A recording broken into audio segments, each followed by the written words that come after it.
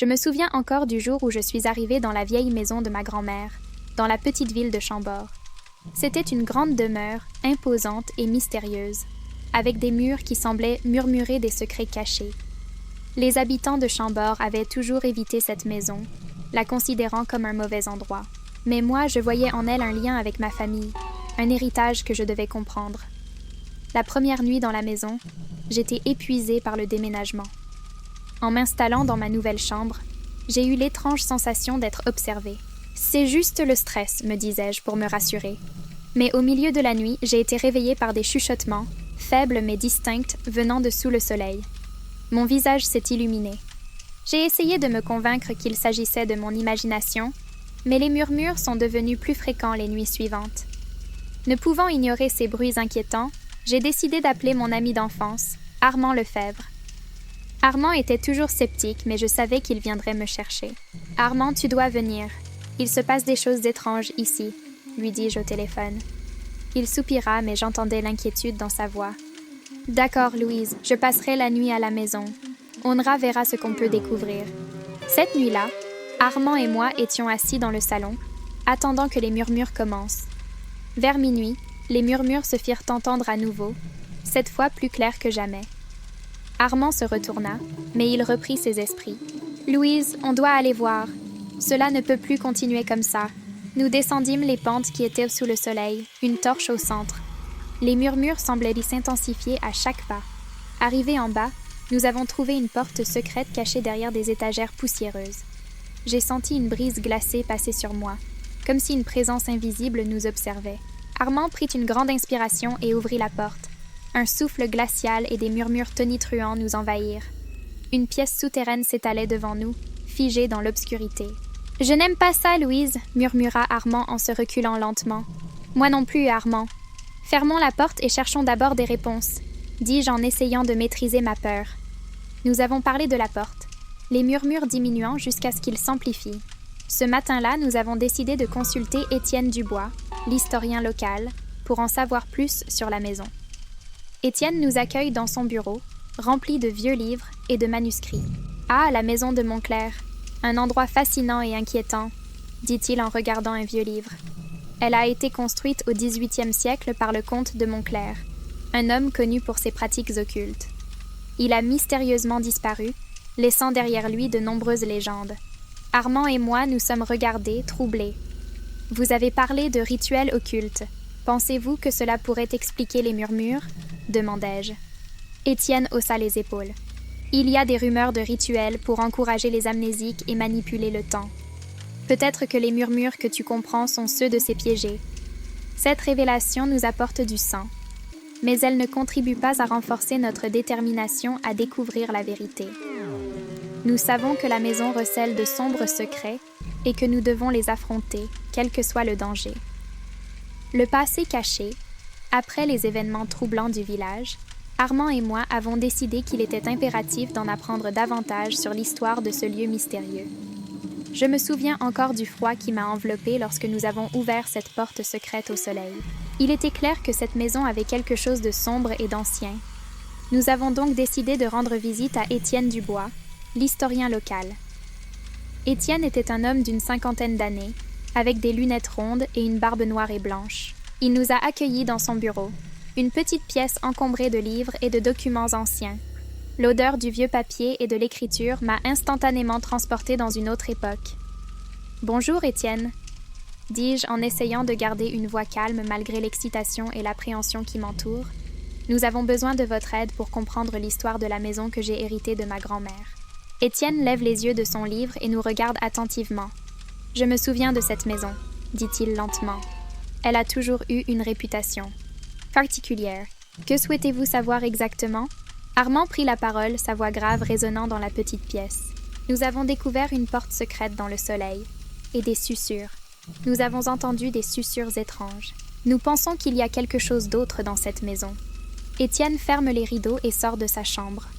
Il fait le tour de ses armoires et en sort un petit volume qu'il pose délicatement sur la table. La maison a été construite au XVIIIe siècle par le comte de Montclair, commence-t-il. Un homme excentrique, à ce qu'on dit.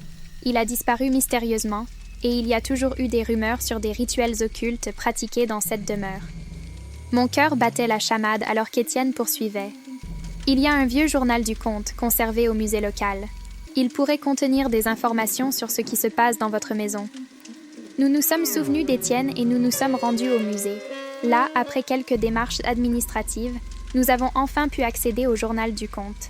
Assis dans une petite salle de lecture, nous commençons à scruter les vieux écrits. « Louise, regarde ça !» murmure Armand en me montrant une page. Il parle de rituels pour emprisonner des âmes et manipuler le temps. Je sentais une sueur froide couler le long de ma colonne vertébrale. « Tu penses que les susurres que nous avons entendues pourraient être ces âmes emprisonnées ?» demandai-je, presque à voix basse, comme si parler plus fort pût avait réveillé quelque chose de sinistre. Armand leva la tête, ses yeux sombres et sérieux. « C'est tout à fait possible. Nous devons retourner à la maison et enquêter plus avant. » Avec le journal du comte en main, nous sommes retournés à la maison.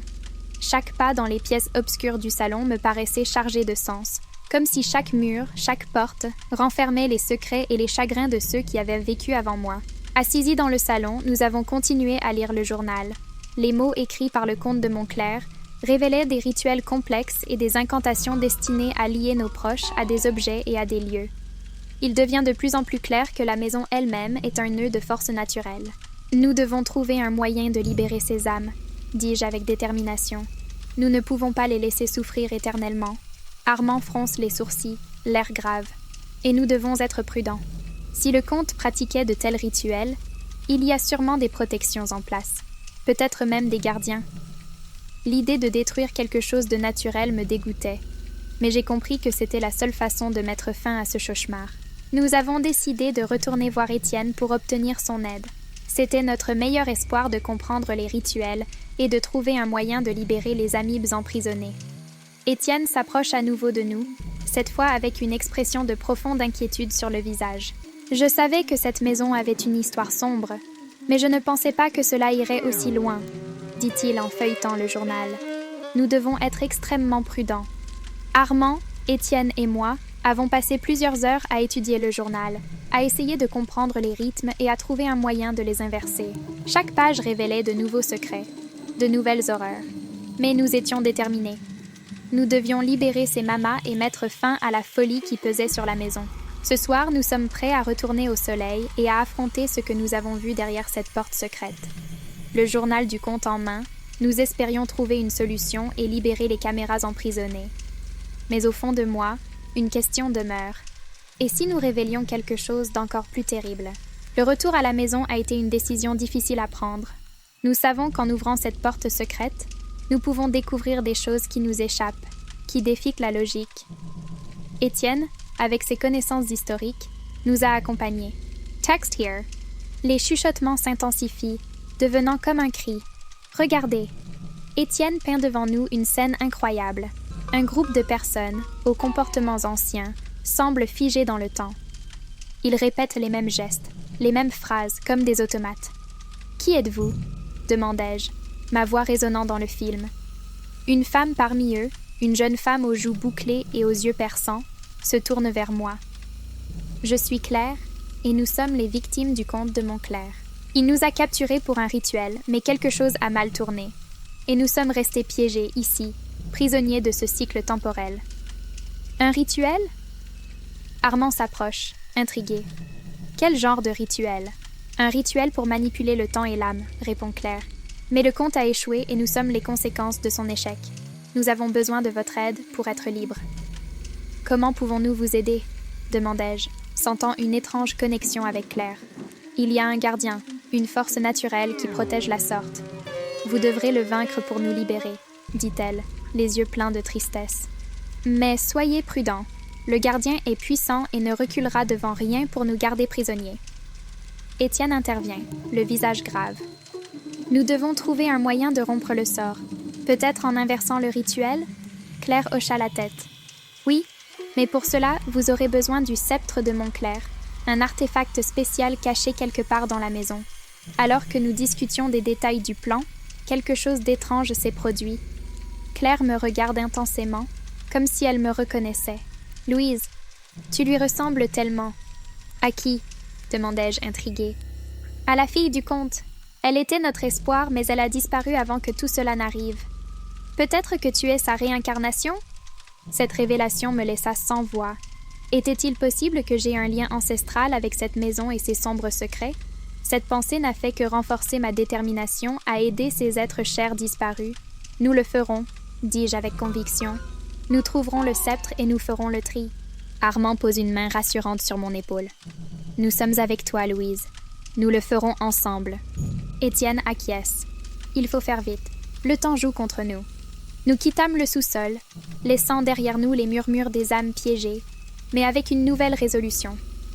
Nous savions que la route serait dangereuse, mais nous étions prêts à braver la chaleur pour libérer ces prisonniers du temps. Le manoir de Chambord n'avait pas encore livré tous ses secrets, et nous étions bien décidés à les découvrir, coûte que coûte. Krat, le gardien sombre. Je me souviens parfaitement de la nuit où nous avons rencontré le gardien sombre.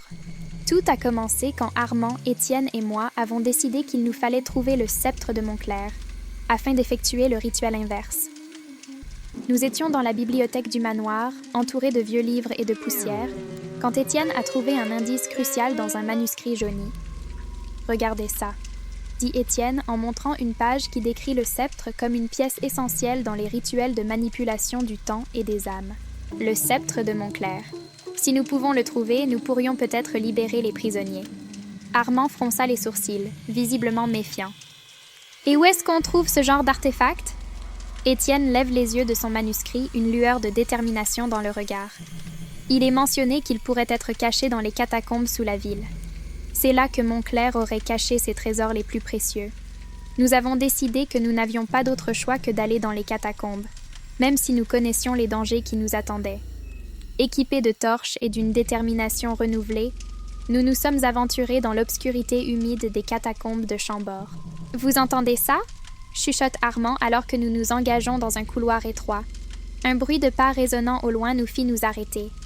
Un frisson glacial me parcourut l'échine. C'est peut-être le gardien dont les prisonniers parlaient. Nous avons continué à avancer, nos cœurs battant au rythme effréné de l'attente.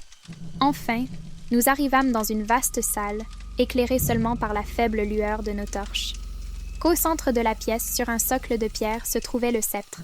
Mais avant que nous puissions nous en approcher, une ombre se matérialisa devant nous. Qui ose perturber mon sanctuaire? La voix était gutturale et pleine de rage. L'ombre qui se dressait devant nous commença à prendre forme, se révélant être le comte de Montclair, transformé en être surnaturel. « Nous n'avons pas peur de toi », s'écria Armand en levant sa torche comme s'il s'agissait d'une arme. Mais le comte se contenta de rire, un son qui se répercuta sur les murs de la chambre. « Vous ne comprenez pas, dit-il, sa voix résonnant d'une autorité ancienne. Ce sceptre est la clé de mon pouvoir. Vous ne pouvez pas me vaincre. Étienne, avec un courage que je ne lui connaissais pas, s'avance vers le sceptre. Nous devons essayer, dit-il en prenant l'objet. Aussitôt, le comte s'avança sur nous, sa silhouette d'ombre se déplaçant à une vitesse surnaturelle. Le combat fut intense. Le comte utilisait la force et la magie pour nous attaquer, et chaque coup semblait drainer un peu plus d'énergie. Dans un moment de désespoir, j'ai senti une force inconnue me guider. « Claire, aidez-nous », murmurai-je, sentant une connexion avec le prisonnier qui semblait transcender le temps. Le sceptre en main, Étienne et moi avons uni nos forces, canalisant une énergie qui semblait venir des profondeurs du manoir lui-même. Je criais « Reculez !» et une lumière intense émana du sceptre, frappant le comte et le forçant à reculer. « Non !» rugit le comte, sa forme commençant à se désintégrer dans la lumière. « Vous ne savez pas ce que vous faites? La dernière chose que j'ai vue avant que la chambre ne soit plongée dans l'obscurité, c'est le visage du comte, contorsionné par la douleur et la colère. Nous avons réussi à nous échapper, mais le danger était loin d'être écarté. Nous savions que nous n'avions qu'une seule pièce du puzzle, et que la vérité sur le manoir et mon lien avec Claire n'étaient pas encore totalement révélée. De retour au manoir, nous nous sommes préparés pour le rituel, avec le sceptre dans les mains et une détermination renouvelée à libérer les prisonniers. Mais un sentiment d'incertitude planait sur nous, comme une ombre prête à s'abattre à tout moment. « Nous devons être prêts pour tout », dit Armand d'une voix ferme mais teintée d'inquiétude. « Ce n'est pas fini. » Je savais qu'il avait raison.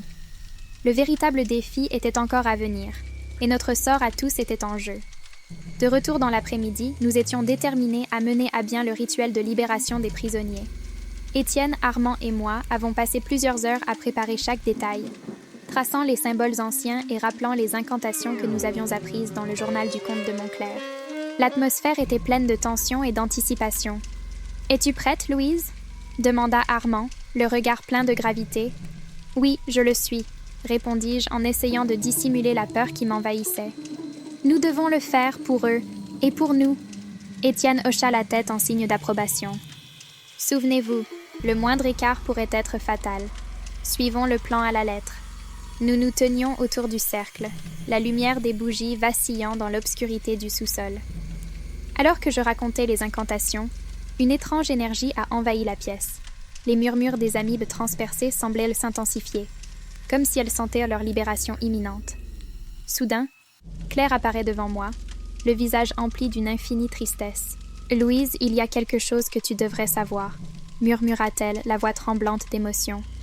Je la regardais, troublée. « Qu'est-ce que c'est, Claire ?»« Tu es ma réincarnation, dit-elle, les yeux écarquillés.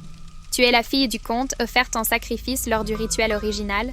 Ta présence ici est la clé pour briser ce cycle infernal. » Un frisson glacial a parcouru ma joue. Comment est-ce possible? Le comte a cherché à maîtriser des forces qu'il ne comprenait pas, répondit Claire. Mais la réincarnation est la solution.